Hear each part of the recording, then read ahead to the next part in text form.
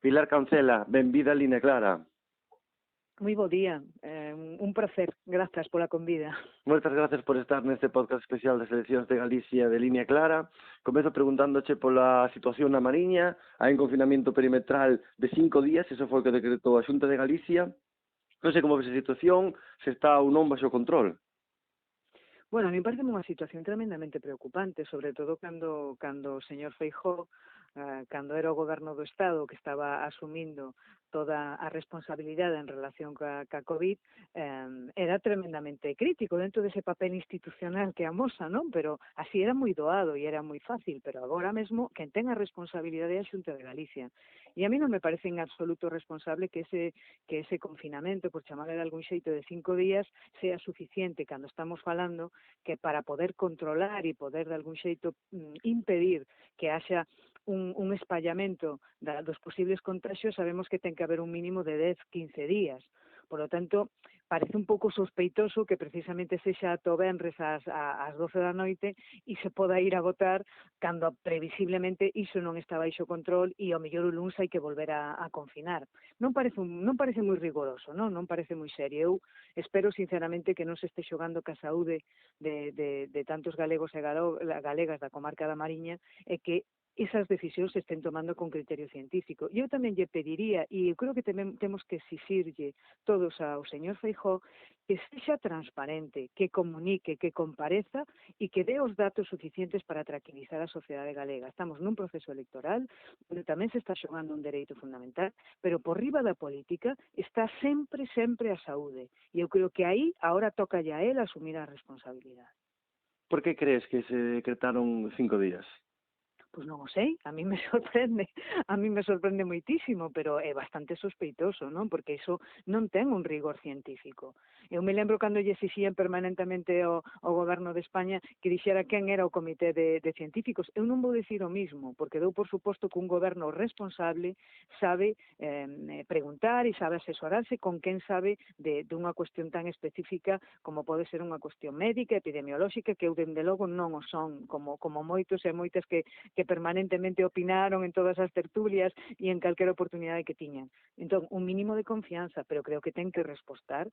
Por que 5 días? Porque non é serio nin é creíble. Eu, a lo menos, non me ofrece moita credibilidade e, sobre todo, non me ofrece seguridade, que eu creo que é do que se trata. Alcoa anunciou o despido colectivo de 574 traballadores, do total de 1.100 da súa plantilla. Cales son as propostas do Partido Socialista de Galicia para dar solución a esta problemática que plantexa este peche, polo menos parcial, da empresa Alcoa? Bueno, eu creo que primeiro hai un plantexamento xenérico que, se me permites, hai que facer a reflexión. E é quen ten as competencias en materia de política industrial, que é a Xunta de Galicia. As competencias son da Xunta de Galicia. Eso significa que o goberno do Estado se abstrae ou non é unha responsabilidade que tamén ten que asumir aos efectos de botar unha man, buscar unha saída, porque estamos falando dunha actividade estratégica, non solamente para Galicia, que é fundamental, sino tamén para o Estado. Ben, eu creo que o que ten que haber primeiro é unha coordinación e colaboración institucional, que en este caso non se está dando por parte da Xunta de Galicia porque se inhibe como se o problema non fora seu e como se o sector industrial galego non se fora a ver resentido por esta situación. Entón, eu creo que primeiro Alcoa hai que exixirlle moitísimo, porque se puxeron moitos fondos públicos, cartos das galegas, dos galegos e en xeral do Estado tamén para sustentar este sector productivo fundamental e non se pode ir dese xeito e sobre todo que non pode tampouco é obstaculizar e impedir que haxa de algún xeito unha sucesión empresarial ou unha saída empresarial que poda permitir acoller esa actividade económica por parte de posibles compradores ou posibles sucesores empresariais na actividade.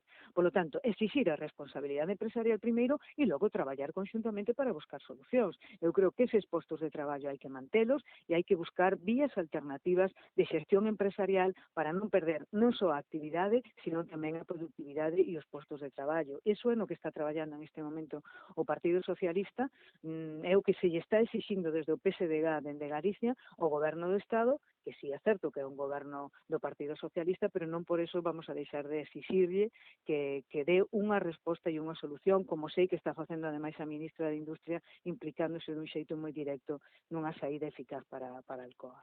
O que foi portavoz do PPDG no Parlamento de Galicia e agora vai como candidato pola provincia de Coruña, Pedro Puy, díxonos nesta entrevista, neste podcast, que a competencia con respecto á industria, sí, é certo que ten a Xunta de Galicia, pero el dicíanos a maiores que a competencia sobre a enerxía a tiña o Estado e que eles plantexaban que a solución pasaba por un abaratamento da enerxía e que esa competencia pertencía ao Estado.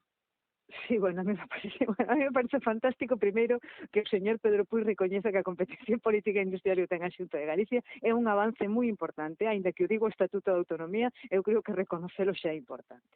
Eu creo que aquí non se trata de estar botando nos balóns uns a outros. Está claro que o factor enerxético é un factor fundamental, pasa exactamente para moitas outras empresas onde o custo enerxético lle supón, pois dentro da súa productividade, un factor moi importante e, polo tanto, de custos difíciles de asumir, e eu creo que por eso precisamente se está buscando unha saída en canto ao Estatuto Electrointensivo. Este é un tema que non é novo, non é un tema que acontece dende fai un ano ou 2 anos, desto vimos falando desde fai moitos anos. E paradóxicamente agora se acorda o PP de que é un tema de enerxía, que a enerxía é un problema, e además paradóxicamente Galicia, que ten recursos enerxéticos alternativos, como por exemplo é a enerxía eólica, e que o Partido Popular, precisamente o señor Feijóo, cando chegou á Xunta de Galicia, paralizou, porque incluso acudiu aos tribunais para cuestionar aquel concurso eólico do goberno de Pérez Touriño. Home, eu creo que hai que empezar a situar as cousas no seu sitio, pois xa pasaron 11 anos, Por lo tanto, se hubiéramos feito as cousas de outro xeito, posiblemente non estábamos agora na situación.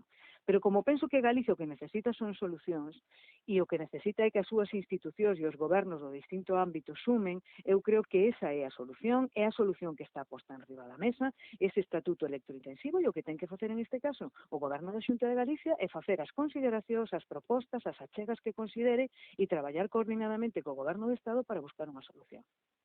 E iso é así.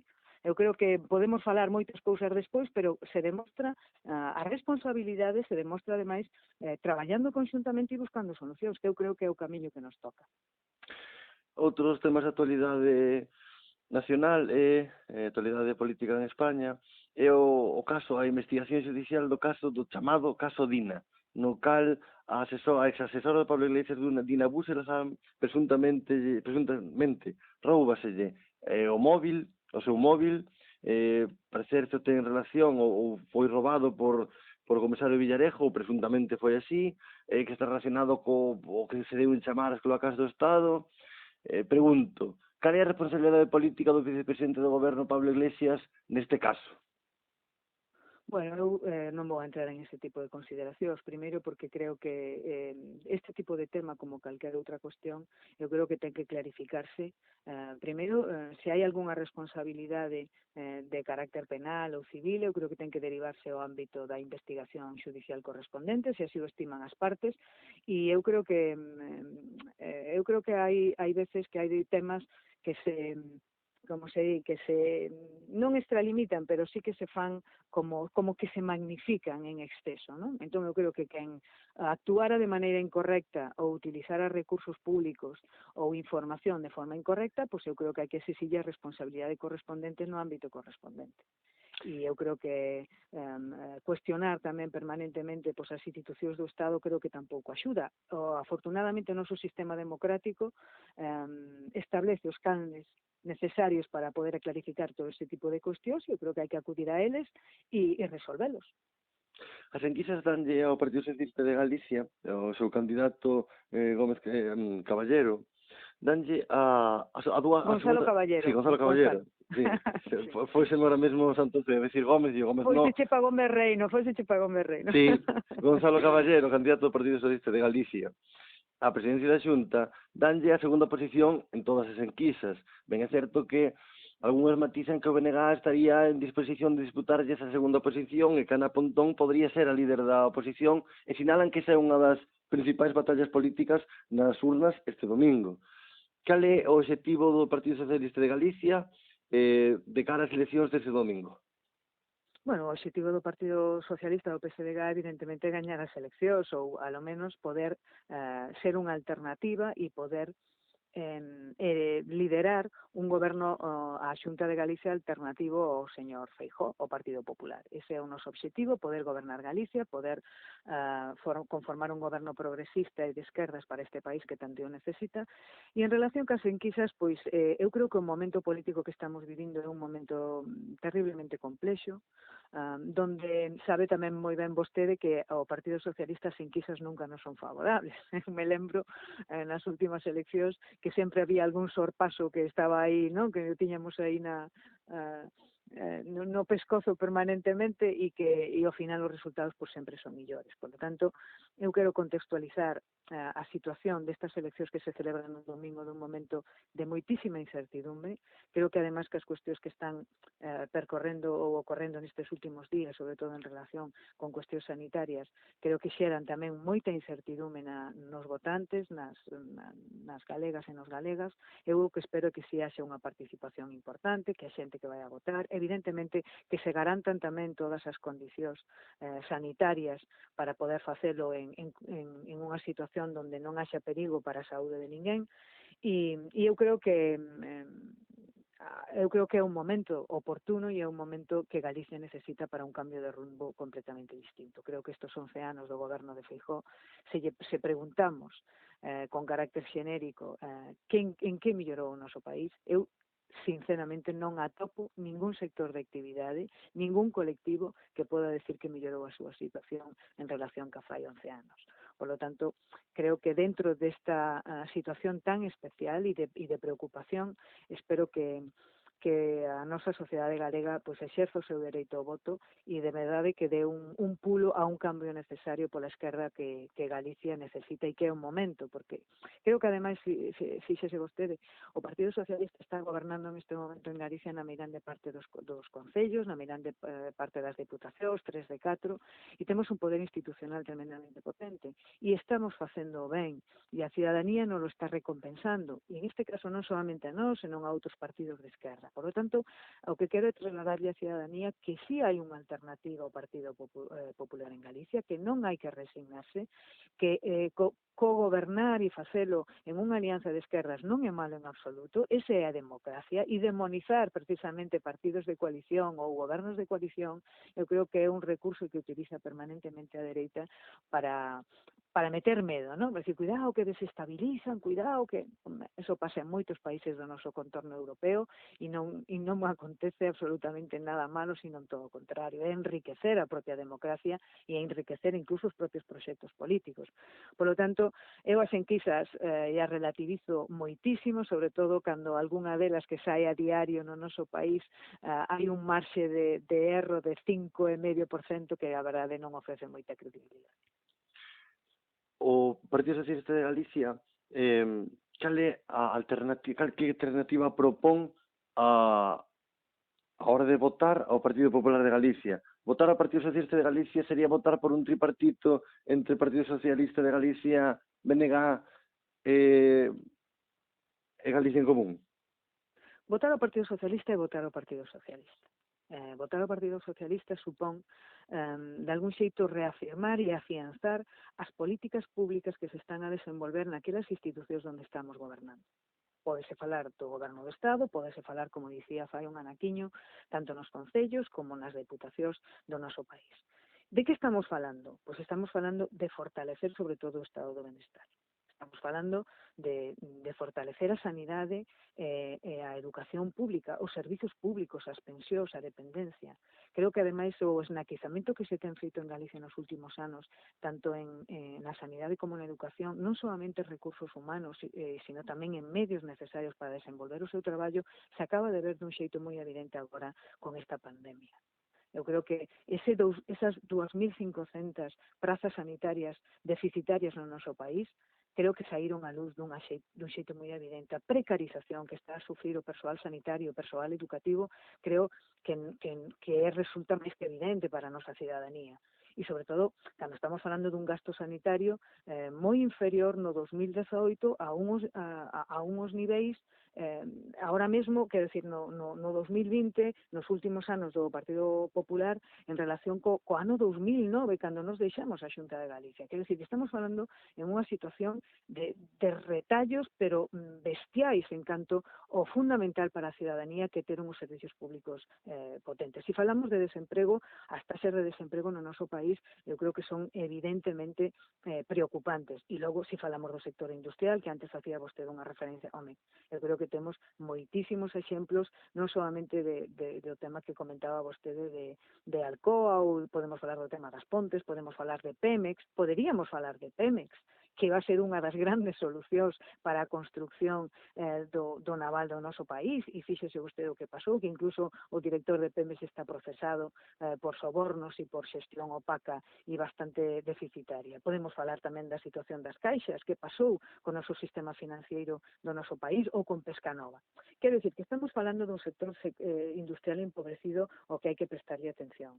Agora mesmo, nesta situación da pandemia, se demostrou cales son as sensibilidades para o Partido Socialista. E foi, fundamentalmente, primeiro, proteger a cidadanía.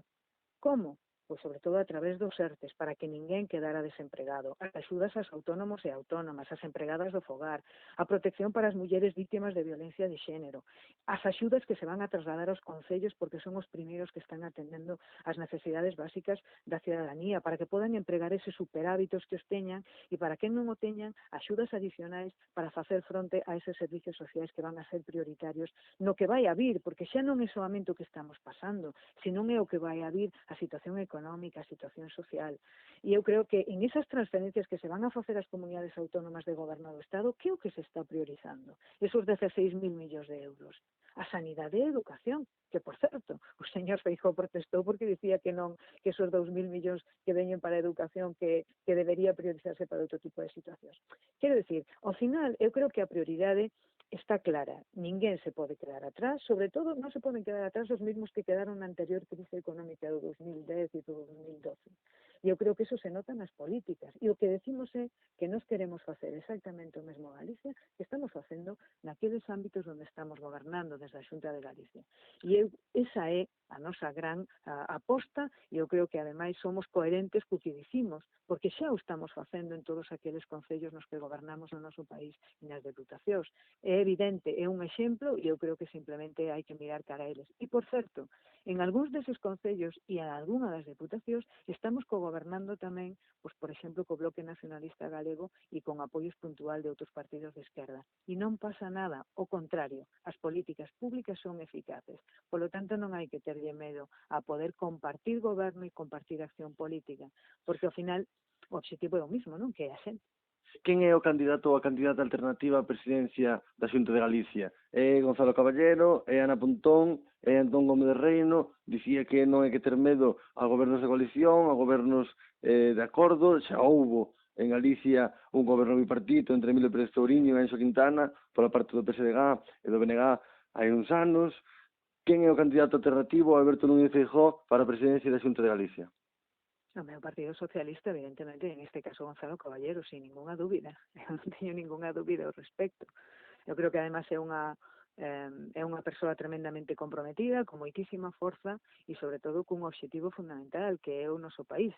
É certo que o eslogan de Galicia, Galicia, Galicia xa está pillado, xa o pillou o señor Feijóo. Eu creo que o señor Feijóo, máis que un bo xestor para Galicia, é un bo xestor de si mesmo, non? Que eso o xestiona moi ben. Pero sí é certo que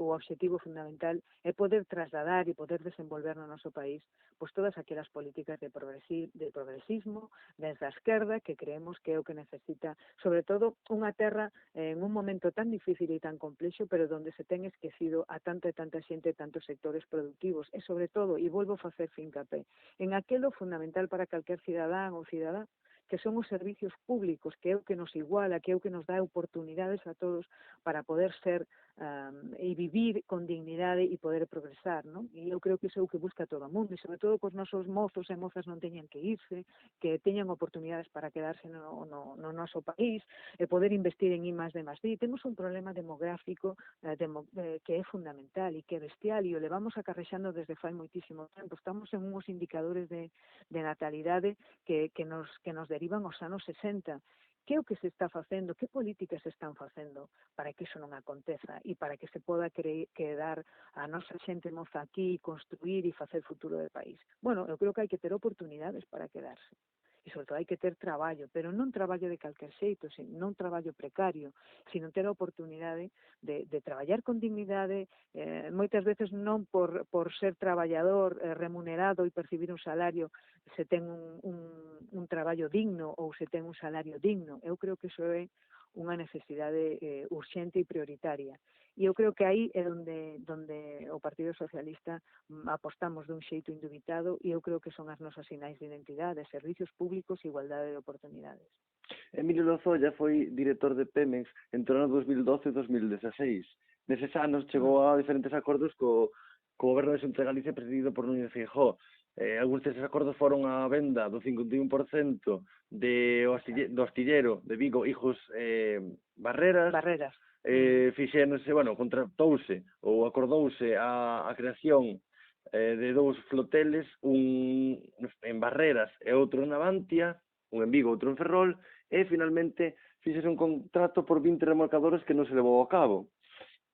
Preguntaba yo ao resto dos candidatos, dos representantes políticos dos principais partidos en Galicia, se pensan que isto pode acabar nunha imputación a Alberto Núñez Feijóo.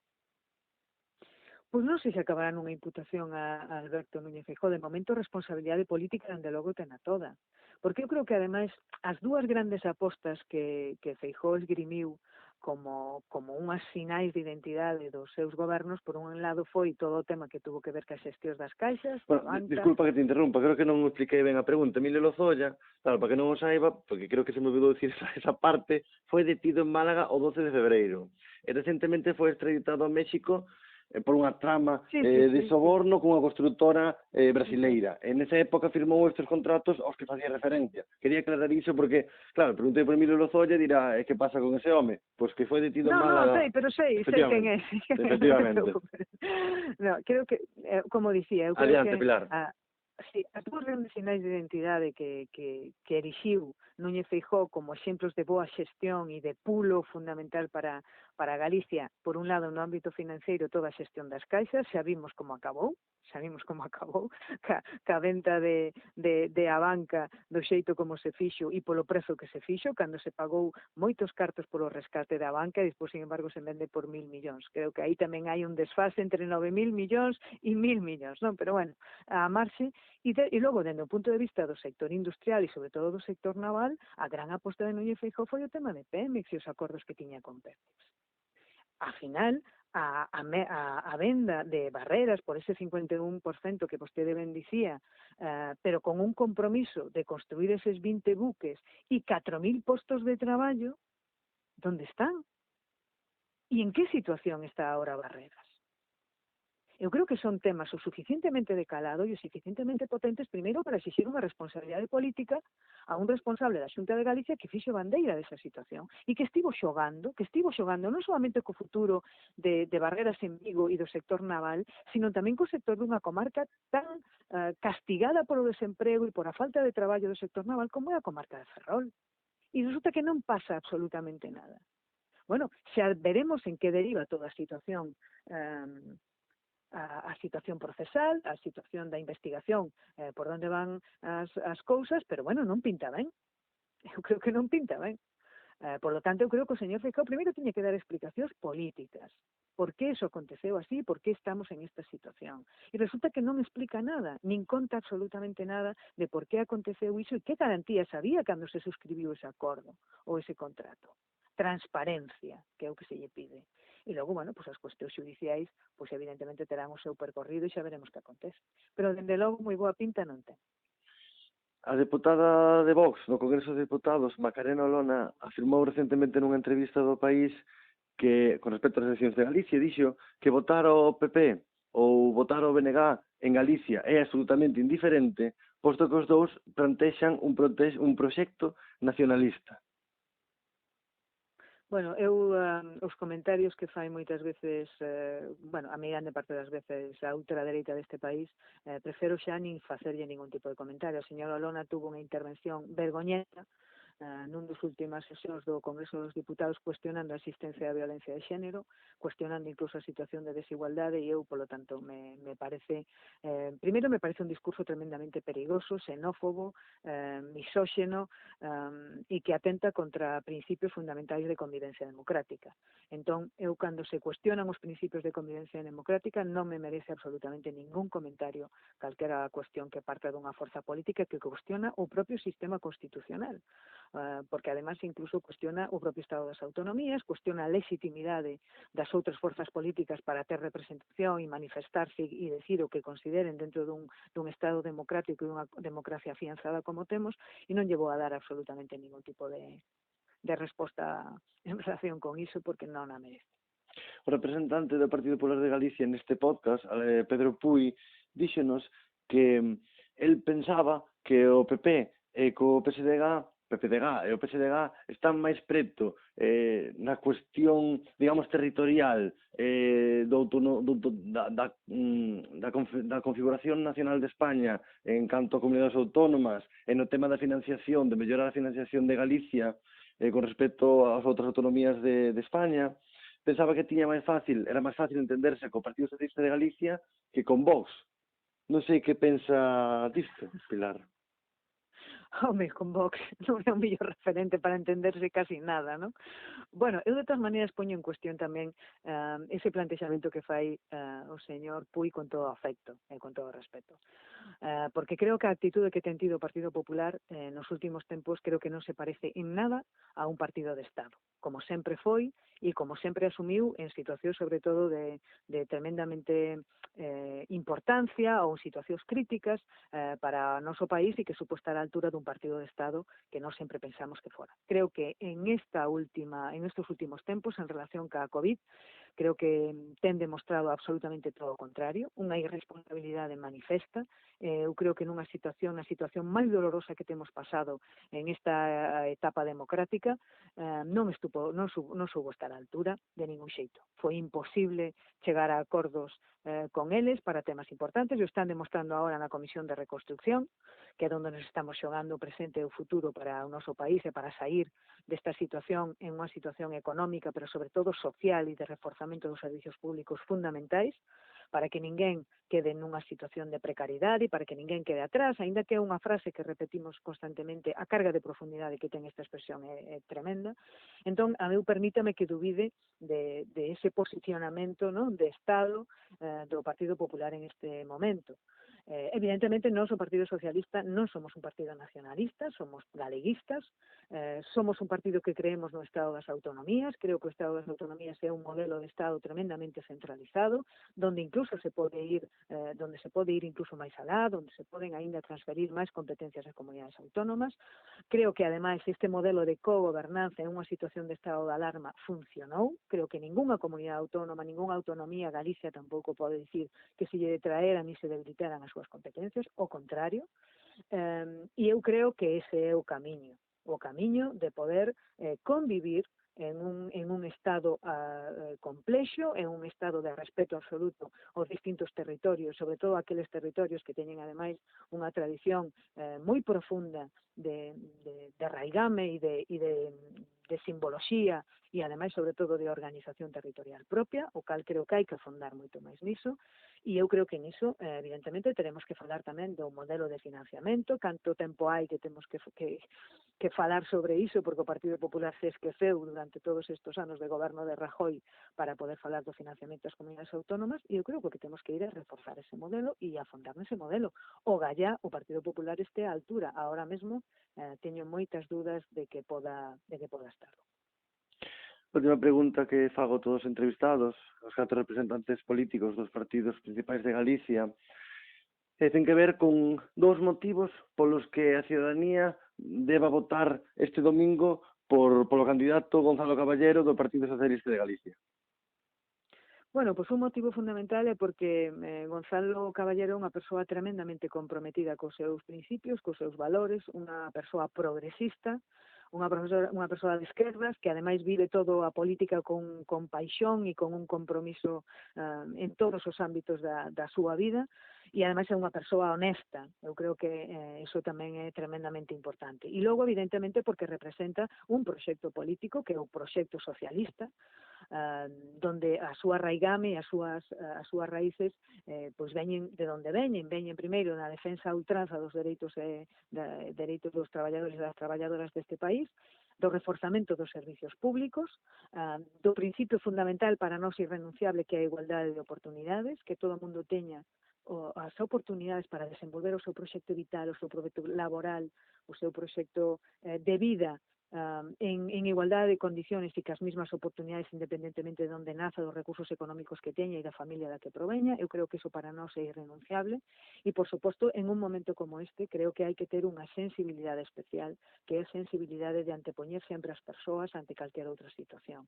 Eu creo que ese proxecto para Galicia, esa Galicia que ten que dar un salto cualitativo ao século XXI, apostando por a transición ecolóxica, por novos xeitos de entender a xestión, compatibilizando a evolución do país, a industria, os sectores agrogandeiro e pesqueiro que están tremendamente debilitados, potenciais para Galicia como pode ser a enerxía eólica, que o noso país é tan rico, e sobre todo o emprego e buscar recursos da investigación, o investimento e máis de masí, e reter a xente moza para que non se nos vaya, e sobre todo pular por unha sociedade igualitaria onde as mulleres podan desenvolver tamén o seu proxecto de vida sin ter que estar justificando permanentemente e apelando a un principio de igualdade efectivo que xa debería existir. Eu creo que esa paixón que lle pon Gonzalo en todos estes plantexamentos e moitos máis que son os que nos identifican e o que nos diferencian. E iso é o que queremos, o cambio para Galicia, e eu diría que o fagamos por todos e por todas e que o faga cada un por si mesmo, porque eu creo que é o momento. Pilar Cancela, moitas gracias por participar neste podcast especial das eleccións galegas de Línea Clara. Sorte no que queda de campaña, sorte para o domingo e que o que saia das urnas sea bon para os galegos. Pois sorte para todos e todas, sorte para Galicia que o merece. Grazas.